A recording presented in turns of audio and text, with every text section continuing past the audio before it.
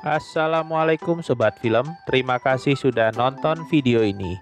Semoga Sobat Film suka dengan video yang diupload dan subscribe channel Mimin ya. Oke, sekarang kita akan menceritakan dongeng yang berjudul Alluring Woman. Film ini mengisahkan tentang sesosok siluman rubah ekor 9 yang memporak-porandakan sebuah kerajaan dengan segala tipu dayanya. Bagaimanakah kisah kelanjutannya? Mari kita simak dongengnya. Let's check it out. Awal film memperlihatkan seekor siluman rubah yang diburu oleh pembasmi siluman bernama Jiang Ziya. Siluman rubah yang terdesak kemudian melawan Jiang Ziya sambil melarikan diri hingga akhirnya ia pun terdesak dan hampir dimusnahkan oleh Jiang Ziya. Tanpa diduga, datanglah Raja Zhao yang pulang dari berburu di hutan dan menghentikan aksi Jiang Ziya. Sang raja kemudian memerintahkan Menteri Jicang untuk meramalkan apakah sang rubah pantas hidup atau harus dimusnahkan. Menteri Jicang kemudian meramalkan nasib sang rubah, namun yang keluar adalah ramalan tidak jelas hingga sang raja pun memutuskan sang rubah agar dibiarkan hidup. Singkat cerita, kebaikan sang raja akhirnya membuat sang rubah menjadi jatuh cinta pada sang raja. Pada malam harinya, siluman rubah terlihat menguping pembicaraan Menteri Yu dan Menteri Fei yang membicarakan tentang seorang putri menteri bernama Daji yang akan dipersembahkan untuk jadi selir sang raja. Mendengar hal itu, siluman rubah pun mengitari istana dan secara kebetulan menemukan Daji yang akan bunuh diri karena tidak rela menjadi selir. Sang rubah kemudian memakan roh Daji dan memakai tubuhnya untuk menjelma menjadi manusia. Keesokan harinya, Daji yang berharap menjadi selir kesayangan sang raja harus menelan kekecewaan karena cinta sang raja hanya diberikan kepada Putri Huang seorang. Daji yang terbakar cemburu kemudian ditemui siluman tulang yang menawarkannya untuk menjatuhkan Putri Huang agar Daji menjadi pujaan hati sang raja. Keesokan harinya, Bo Yikao anak Menteri Jicang memohon pada raja agar ayahnya dibebaskan dari penjara karena meramal runtuhnya kerajaan sang raja Zhao. Tentu saja hal ini ditolak mentah-mentah oleh sang raja, dan sang raja pun malah mengamanatkan Bo Yikao untuk menjadi guru kecapi Putri Huang supaya sang putri bisa memainkan kecapi yang indah untuk sang raja. Dimulailah les privat Bo Yikao untuk sang putri. Daji yang penasaran mencuri dengar pembicaraan Putri Huang dan Bo Yikao yang ternyata adalah sahabat dari kecil yang sempat memendam rasa. Tiba-tiba datanglah sang raja yang tidak sengaja bertemu Daji dan memuji kecantikannya. Namun tidak berselang lama, keluarlah Putri Huang dan Bo Yikao yang selesai les kecapi. Putri Huang pun dihadiahi sang raja sebuah mantel rubah yang membuat Daji terbakar api cemburu dan menitikkan air mata. Sejak saat itu, disusunlah rencana jahat Daji untuk menjebak Putri Huang demi mendapatkan hati sang raja. Keesokan harinya, tibalah jadwal les kecapi Putri Huang. Daji yang jahat kemudian menghipnotis sang putri dan Bo Yikao hingga mereka berdua pun hampir skidipapap dan tertangkap basah oleh sang raja. Raja pun amat murka dan menyidang Bo Yikao di aula kerajaan hingga akhirnya Bo Yikao pun dijebloskan ke penjara. Dan tibalah giliran Putri Huang yang menerima kemarahan sang raja. Sang raja yang gelap mata pun menyumpah serapah bahwa Bo Yikao akan dipenggal dalam 3 hari bersama ayahnya. Raja yang sedih dan marah kemudian masuk ke kamar Daji dan melampiaskan emosinya dengan skidipapap mantap-mantap bersamanya. Setelah Bo Yikao ditangkap, Jiang Ziya pun curiga ada yang aneh.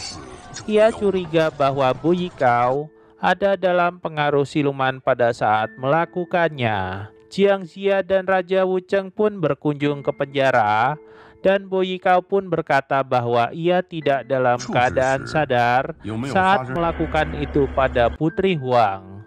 Boyikao pun diperiksa oleh Jiang Ziya dan didapatkan sisa hawa siluman dalam matanya. Di tempat lain, Daji pun datang menemui Putri Huang dan mengatakan kepadanya bahwa hal yang mereka lakukan amat memalukan dan keduanya pantas dihukum. Hal itu pun sontak membuat Putri Huang emosi dan menampar Daji hingga jatuh. Tanpa diduga, datanglah sang raja yang melihat perbuatan Putri Huang, hingga akhirnya Putri Huang dikurung dan dikucilkan dalam istana sunyi. Kabar pun menyebar ke Raja Wucheng bahwa Putri Huang telah dikurung sang raja akibat menampar Daji. Jiang Ziya yang sakti kemudian menggunakan Feng Shui-nya dan secara ajaib menemukan bahwa Daji sebenarnya adalah siluman. Hari-hari pun dilalui sang raja dengan sihir Daji yang memabukkan dan membuat sang raja lupa diri. Hingga datanglah Jiang Ziya yang menyelidiki kejadian aneh di istana dan bertemu dengan siluman tulang yang melindungi Daji. Pertarungan pun tidak dapat dihindari. Siluman tulang kemudian mengeluarkan jurus tulangnya, namun Jiang Ziya sama sekali tidak bergeming dan mengalahkan siluman tulang dengan enteng. Sejurus kemudian, datanglah Daji menyelamatkan roh siluman tulang dan masuk ke dalam kamar sang raja.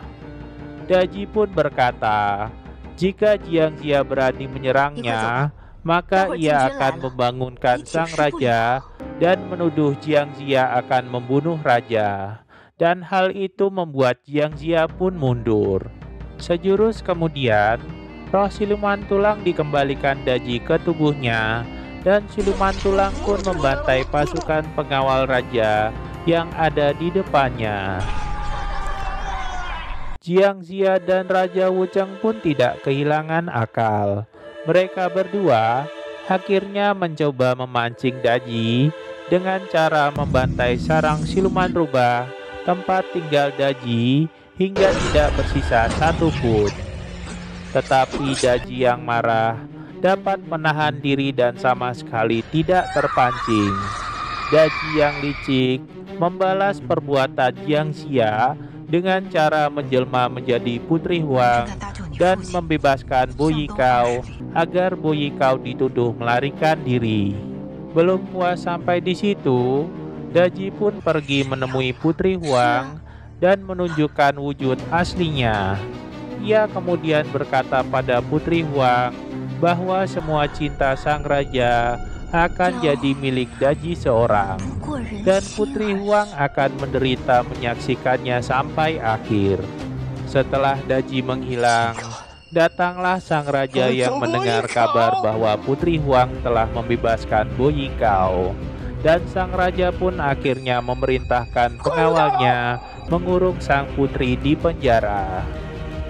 Keesokan harinya, Daji kembali menemui Putri Huang dan mengatakan padanya bahwa Boyikao telah menjadi daging cincang dalam kue beras, dan sang raja memerintahkan bawahannya untuk memberikannya pada Menteri Jicang ayah Boyikao. Daji berjanji pada Putri Huang bahwa ia tidak akan berhenti menyiksa batin Putri Huang selamanya.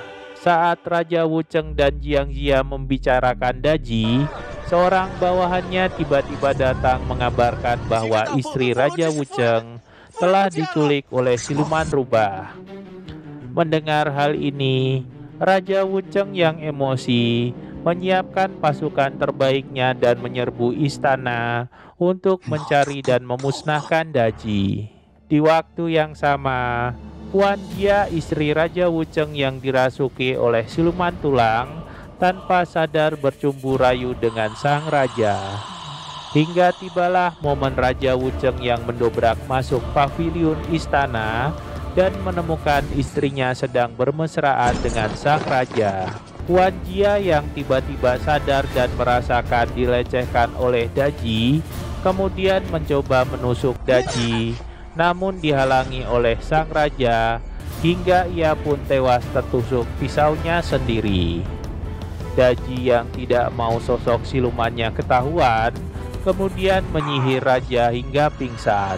Ia pun kemudian berpindah tempat dan menantang duel Jiang Ziya di lorong jalan istana. Tanpa diduga, Daji lalu memanggil siluman raksasa dan siluman tengkorak. Namun, itu semua tidak membuat Jiang Ziya merasa gentar. Ilmu kesaktian Jiang Ziya kemudian dikerahkan untuk melawan monster raksasa tersebut. Dan di sisi lain, pasukan yang dibawa oleh Raja Wucheng terlihat dibantai oleh siluman tengkorak. Pertarungan Jiang Ziya dan sang raksasa pun terus berlanjut, hingga suatu ketika Jiang Ziya yang lengah dimakan oleh sang raksasa dan membuat panik Raja Wucheng. Tanpa diduga, Jiang Ziya berhasil menghancurkan bagian dalam tubuh sang raksasa dan membuatnya musnah tak bersisa. Tak menyia-nyiakan kesempatan, Jiang Ziya kemudian melancarkan serangan terhadap Daji, disusul dengan mantra pembasmi siluman yang akan menyeret siluman ke neraka. Tidak tinggal diam, siluman tulang pun berniat menolong Daji, namun ia malah terbanting dan menjadi korban mantra pembasmi siluman hingga musnah tak bersisa. Dan tiba-tiba datanglah pembesar Yu dan pembesar Fei bersama pasukannya menyelamatkan Daji, hingga Jiang Ziya dan Raja Wucheng terpaksa melarikan diri. Singkat cerita, Jiang Ziya dan Raja Wucheng akhirnya berhasil membebaskan Menteri Jichang dan bersatu untuk menjatuhkan sang raja dan Daji dari tahtanya. Di sisi lain, Daji akhirnya meminta sang raja membangun menara rusa untuk mengundang para dewa turun ke bumi. Dengan cara itu, Daji yakin bisa mengalahkan Jiang Ziya dan membuat sang raja hidup abadi. Pembangunan menara rusa rupanya menelan korban 60.000 nyawa penduduk kota sampai dengan rampungnya. Saat menara selesai dibangun, di sisi lain, Jiang Ziya juga telah bergegas menuju ke kota istana dengan pasukannya. Keesokan harinya, di atas menara rusa, para dewa pun akhirnya dipanggil turun ke bumi lewat pesta pura nan megah. Daji yang licik kemudian membujuk para dewa agar mengeluarkan roh spiritual mereka dengan alasan agar para dewa tersebut mendapatkan tubuh emas yang kekal abadi. Sementara di luar kota istana, pasukan Raja Wucheng sudah mengepung kota dan bersiap menunggu perintah penyerangan. Jiang Ziya yang tahu rencana busuk Daji kemudian naik ke atas menara rusa dan menantang Daji.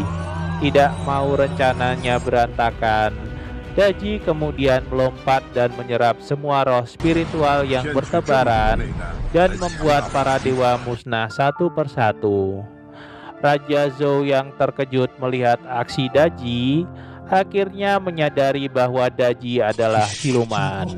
Merasa dibohongi oleh Daji dan dua pembesar kerajaan yang selama ini dipercaya, sang raja pun membunuh pembesar Fei dan pembesar You.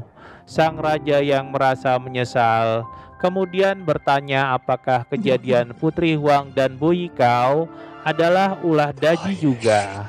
Menjawab itu, Daji pun memunculkan Putri Huang yang sekarat, hingga sang raja pun bertanya pada Putri Huang dan akhirnya mengerti bahwa semua tindakan kejahatan raja selama ini adalah hasil tipu daya dari Daji sang siluman. Dan Putri Huang pun akhirnya meninggal di tempat. Sang raja yang hampir gila akhirnya menusuk Daji, namun tidak mempan. Daji pun akhirnya mengaku bahwa ia adalah siluman rubah yang diselamatkan sang raja di hutan. Dan ia pun mengatakan bahwa keruntuhan kerajaan Zhao adalah takdir sang Raja Zhao.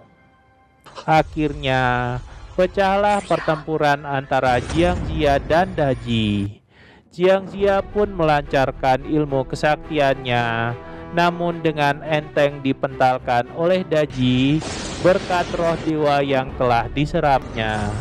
Daji pun kemudian membawa Jiangxia ke dalam alam ilusi Daji. Dalam alam ilusi, Jiangxia menyerang Daji dengan gelombang air, namun dengan mudah dikembalikan oleh Daji. Daji kemudian mencabut jantung Jiangxia, tapi ilusi itu tidak berhasil dan berbalik menyerangnya.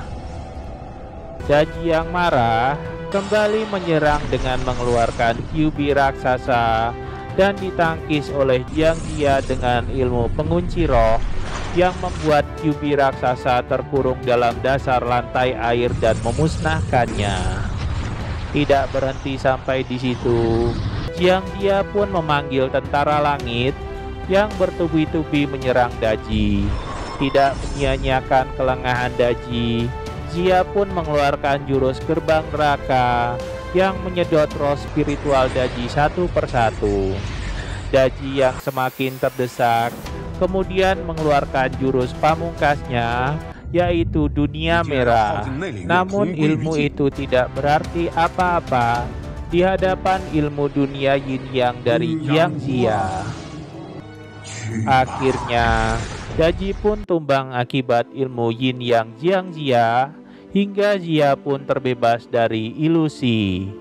Di akhir cerita, Daji yang sekarat kemudian mengucapkan harapannya bahwa apabila ia bereinkarnasi dan hidup kembali sebagai manusia, ia ingin merasakan apa itu cinta sejati. Dan film pun tamat. So, bagaimana tanggapan sobat film tentang dongeng barusan? Semoga bisa menghibur hati dan jiwa sobat film ya. Jangan lupa like dan subscribe untuk membantu channel Rangkum Film tetap berkembang, oke? Dan akhir kata dari Mimin, wassalam.